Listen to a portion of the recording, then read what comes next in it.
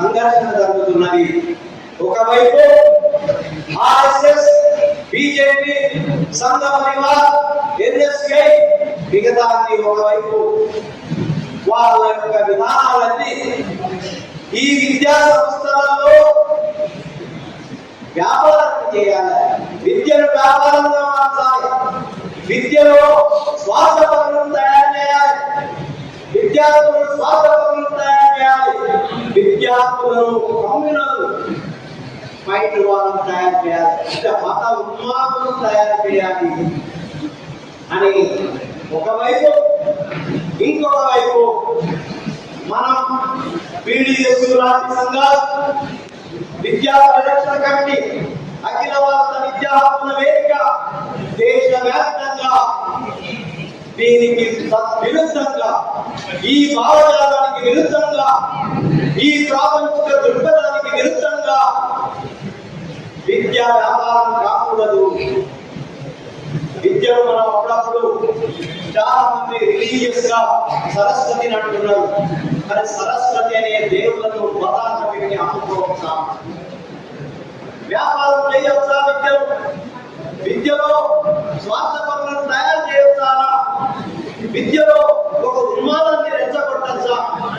దీనికి వ్యతిరేకంగా మన ప్రాపంచిక దృక్పథం ప్రకారం మీకందరికీ వినుంటారు పేరు Italian Marxist thinker and leader communist party Antonio గ్రాంషి.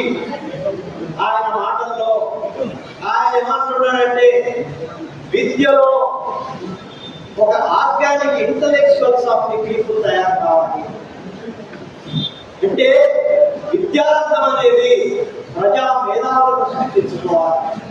ఈ ప్రజా మేధావులు అంటే ఏదో సామాజిక శాస్త్రాలు చదవాలనే కాదు, పొలిటికల్ సైన్స్ చదివినోళ్ళు, ఎకనామిక్స్ చదివినోళ్ళు, సోషాలజీ చదివినోళ్ళు కాదు, సైన్స్ చదివినోళ్ళు, డాక్టర్లు, ఇంజనీర్లు, మేనేజర్లు, వీళ్ళందరికీ కూడా ఒక సామాజిక మార్పు దృక్పథం, ఒక మానవీయ విలువలు, ఒక లౌకిక విలువలు ఉండాలి. అటువంటి ఇంటలెక్చువల్స్ అంటే ఆయన చెప్పేది అంటే కార్మిక వర్గం నుంచి ఒక మేధావులను సృష్టించుకోవడమే విద్య యొక్క ప్రధానమైన కర్తవ్యం అని ఆయన. అంతేకాకుండా మీకు అందరికీ తెలుసు, లెనిన్ అక్టోబర్ విప్లవాన్ని తీసుకొచ్చిన ప్రపంచంలో first socialist state in the country. ఆయన విద్య గురించి మాట్లాడుతూ, ఈ విద్య అనేది ఎప్పుడైనా కూడా పాలక వర్గాలు కార్మిక వర్గానికి అందకుండా చూస్తాయి. ఎందుకు చూస్తాయి అని అంటే, ఆయన కంపేర్ చేయడము, విద్య అనేది ఒక గన్ పౌడర్ అయితే కార్మికులు అనేది ఒక అంటే గన్ పౌడర్, అండ్ ఆ గన్ పౌడర్ విద్యలో కనుక పడితే అది ఒక విస్ఫోటనం చెందుతుంది. అంటే కార్మిక వర్గంలో పడితే ఆ విస్ఫోటనంలో వాడి మసైపోయేది పాలక వర్గాలే. కాబట్టి పాలక వర్గాలు ఎప్పుడు ఈ కార్మికులకు విద్యను అందించవు. అందుకోసమే కార్మిక వర్గం బేస్ మీద ఏర్పడిన పార్టీలు విద్యారంగంలో పనిచేయవలసి ఉంటుంది అని ఆయన అడిగితే, నేను ఎక్కువ కొటేషన్లు ఇవ్వను, కానీ మహాత్మా పూలే మీకు అందరికీ తెలిసి ఉంటారు, సావిత్రిబాయి పూలే మీకు అందరికీ తెలిసి ఉంటారు.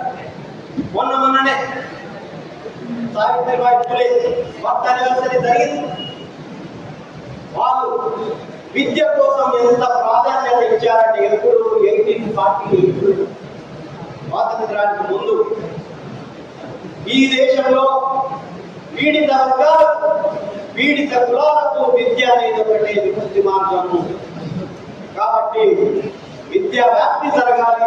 అందులో ఈ దేశంలో ఎవరికైతే విద్య నిరాకరించబడ్డదో, ప్రత్యేకంగా స్త్రీలకు ఈ దేశంలో విద్య నిరాకరించబడ్డది, అంటరాని కులాలకు ఈ దేశంలో నిరాకరించబడ్డది, వాళ్ళ కోసమే నేను పాఠశాల పెడతానని 1848లో సావిత్రిబాయి పూలే, మహాత్మా జ్యోతిరావు పూలే పాఠశాలను స్థాపించి వీళ్ళ కోసమే కాదు, విద్య అందరికీ అవసరమే, కానీ వీళ్ళకు తరతరాలుగా నిరాకరించబడ్డది కాబట్టి కాబట్టి వీళ్ళ కోసం చదువు చెప్తానని అంటే అక్కడ ఉన్న ఆధిపత్య వర్గాలు మీకు అందరికీ తెలుసు. సావిత్రిబాయి ఆమె స్కూల్కి వెళ్తుంటే ఆమె మీద బురద తల్లేవాళ్ళు, ఆమె మీద పేడ నీళ్ళు తల్లేవాళ్ళంట, రాళ్ళు విసిరేవాళ్ళంట.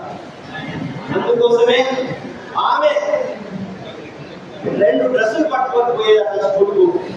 ఒక డ్రెస్ ఏమో చల్లని పట్టి, ఎవరైతే ఈ ఆధిపత్య కులాల వారు నేను ఎప్పుడైతే స్త్రీలకు చదువు చెప్తానంటానో, ఎప్పుడైతే నేను అంటరాని కులాలకు వెనుకబడిన కులాలకు చదువు చెప్పడానికి వెళ్తానో అప్పుడు నా మీద బురద తల్లినా పర్వాలేదు అని ఆ డ్రెస్ తీసుకొని పోయి స్కూల్కి పోయి డ్రెస్ మార్చుకొని చదువు చెప్పేదట. అందుకోసమే Savitribai the first women teacher of this country.